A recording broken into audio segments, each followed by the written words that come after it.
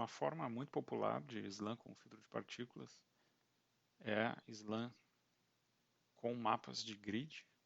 Esse foi um diferencial para o filtro de Kalman. Até então, os mapas eram baseados em features, né, em marcadores do ambiente, e o FastSLAM original, tanto 1.0 quanto 2.0, também era voltado para mapas baseados em features, mas foi em seguida, na época, acho que também foi em 2003, foi proposto o uso do FastSLAM, né, o uso de filtro de partículas Hubble Equalizer para mapas volumétricos.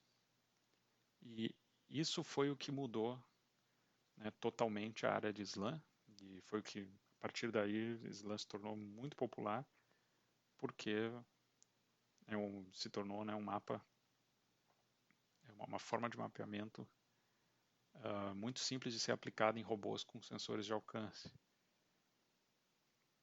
Então, o método era o GridSLAM, uma extensão do FastSLAM para grades de ocupação. Não tem grandes mudanças.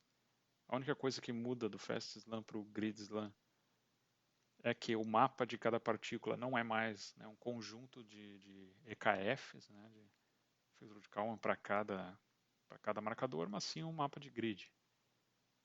Então, cada partícula representa uma possível trajetória do robô. Eu vou ter, por exemplo, aqui 3 partículas. E cada partícula mantém o seu próprio mapa de grid. A atualização do mapa é feita como se fosse um mapeamento normal. Então, a forma que eu vou atualizar aqui, tanto faz. Eu posso usar um HMM, um log odds, ou o que for, para atualizar um mapa de grid. O que eu vou precisar fazer é pesar essa partícula sobre o mapa, e aí aqui vai entrar o modelo de observação, que eu usaria, por exemplo, né, em localização, e o resto é tudo igual. Né. O que já dá para ver de cara é que o custo de manter um mapa desses é bem maior, né, do que um mapa só de algumas features. Né. Então é um custo de manter um grid, e aí em ambientes muito grandes isso aqui se torna, né, inviável. Né. Ter N partículas, cada uma com um mapa, é algo que pode se tornar inviável, estoura a memória, né, e tal. Então tem que manter um número pequeno de partículas, ou uma resolução de mapa que, né, não tenha células tão pequenas. Né. Eu posso usar mais partículas se eu usar uma resolução menor, eu posso cobrir uma área grande se eu usar, né, células grandes, senão se torna inviável. Mas, de forma geral, né, para ambientes internos funciona muito bem. E aqui tem, né, um exemplo, 3 partículas. É bem fácil de ver quando uma partícula deve sobreviver ou não. Então, o que a gente vai ver é que alguns mapas vão ter erros de alinhamento. Então, uma trajetória que não faz muito sentido, que tem um desalinhamento, vai implicar num mapa desalinhado. E uma trajetória, né, bem gerada gera um mapa sem erros de alinhamento. Esses erros que vão impactar nas pesagens das partículas. Né? Então, essa partícula tende a sobreviver, por exemplo, essa tende a morrer. E aí, no resampling, né, na reamostragem, a gente vai fazer cópias de mapas.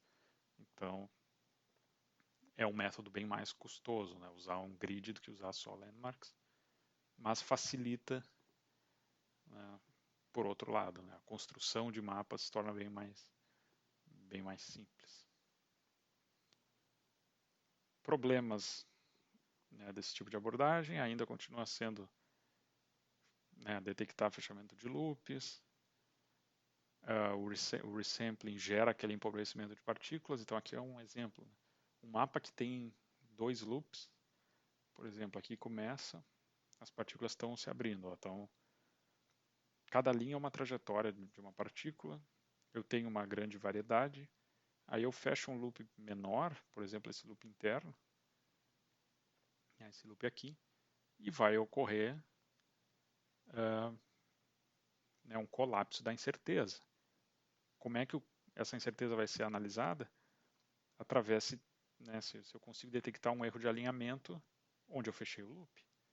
Então, se eu tinha partículas boas nessa trajetória externa, mas que aqui dentro ficaram ruins, elas vão morrer. E é o que acontece. Então há um empobrecimento de partículas, e aí vamos supor que na hora que eu vou fechar o meu loop externo, eu só tenho um ancestral, né, todas as partículas descendem do mesmo, e aí meu mapa já não tem o que fazer. O mapa vai ficar ruim. O que poderia fazer para evitar isso? Usar mais partículas, enche de partículas. E aí talvez sobrevivam mais hipóteses. Ou não ser tão agressivo na hora de eliminar partículas, alguma coisa assim. Tá? Mas quanto maior o ambiente, maior a chance de acontecer situações desse tipo, e aí mais difícil é, né, de ter um slam com filtro de partículas bom. Vou mostrar aqui uns exemplos. Né, todos esses exemplos aqui eu peguei do site do Staknis, que é por acaso é um dos caras que estava envolvido na proposta do slam com o filtro de partículas em grids, né, e nas melhorias que foram feitas em cima dessas abordagens. Várias das melhorias ele foi um dos autores. E aí ele tem um monte de experimentos com filtro de partículas, eu peguei alguns vídeos. Então aqui o robô começa numa posição, vai andando, cada uma dessas linhas é uma possível trajetória. Quanto mais ele anda, mais essas trajetórias se espalham. Né? Por quê? Porque eu estou aplicando movimento, fazendo correções locais, né? Mas não fechei nenhum loop ainda. Em algum momento ele vai fechar. Agora ele vai fechar, ó, fechou o loop, reduziu a incerteza. Só que ele reduz a incerteza do filtro todo.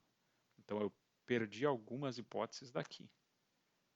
Apesar de que algumas dessas poderiam ser boas, mas não foram boas nesse loop. E aí vai, ó, perdeu cada vez mais. Aqui começa a abrir de novo a incerteza. Fecha loop, reduz. Aí aqui no final ele fecha o loop inicial. Por acaso deu certo, mas poderia ter acontecido o problema.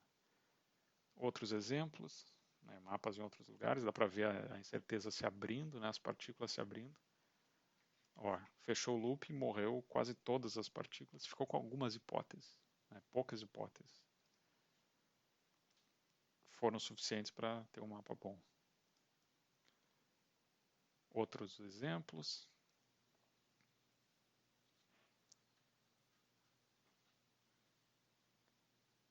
Notem que a incerteza vai se abrindo, né? Não fechou loop nenhum ainda, agora fechou, a incerteza colapsa. Então essa é a ideia, aqui no mapa, né, maior ainda. Esse método é o Gmapping. Tá? O Gmapping se tornou o método de slam com filtro de partículas, né, padrão utilizado. Tem implementação no ROS e tal. Todo mundo que usa, né, um slam com filtro de partículas para um laser vai usar algo como o Gmapping.